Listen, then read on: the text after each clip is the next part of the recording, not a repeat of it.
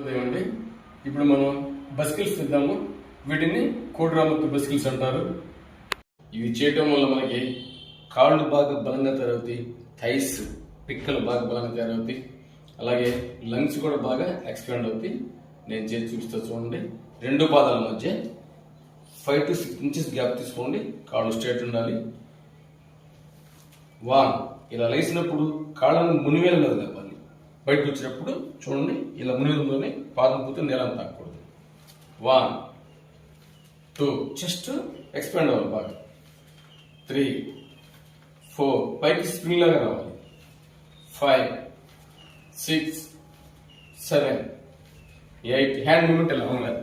9 10 11 12 13 14 15 16 17 18 19 20 21 22 23 24 25.